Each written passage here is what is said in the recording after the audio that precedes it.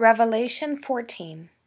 And I looked, and lo, a Lamb stood on the Mount Sion, and with him 144,000, having his Father's name written in their foreheads. And I heard a voice from heaven, as the voice of many waters, and as the voice of a great thunder. And I heard the voice of harpers harping with their harps. And they sung as it were a new song before the throne, and before the four beasts, and the elders.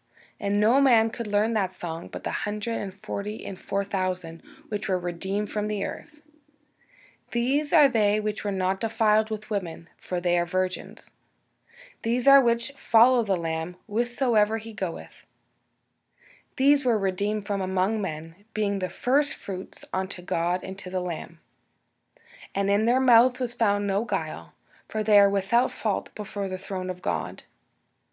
And I saw another angel fly in the midst of heaven, having the everlasting gospel to preach unto them that dwell on the earth, and to every nation, and kindred, and tongue, and people, saying with a loud voice, Fear God, and give glory to him, for the hour of his judgment is come, and worship him that made heaven, and earth, and the sea, and the fountains of waters. And there followed another angel, saying, Babylon is fallen, that great city, because she made all nations drink of the wine of the wrath of her fornication. And the third angel followed them, saying with a loud voice, If any man worship the beast and his image, and receive his mark in his forehead or in his hand, the same shall drink of the wine of the wrath of God, which is poured out without mixture into the cup of his indignation. And he shall be tormented with fire and brimstone in the presence of the holy angels and in the presence of the Lamb. And the smoke of their torment ascendeth up for ever and ever.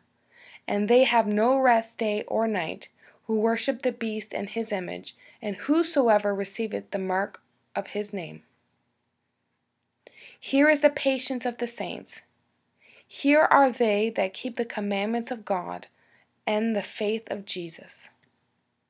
And I heard a voice from heaven saying unto me, Write, Blessed are the dead which die in the Lord from henceforth. Yea, saith the Spirit, that they may rest from their labors, and their works do follow them. And I looked, and behold a white cloud, and upon the cloud one sat like unto the Son of Man, having on his head a golden crown, and in his hand a sharp sickle. And another angel came out of the temple, crying with a loud voice to him that sat on the cloud, Thrust in thy sickle and reap, for the time is come for thee to reap, for the harvest of the earth is ripe. And he that sat on the cloud thrust his sickle on the earth, and the earth was reaped. And another angel came out of the temple which is in heaven, he also having a sharp sickle.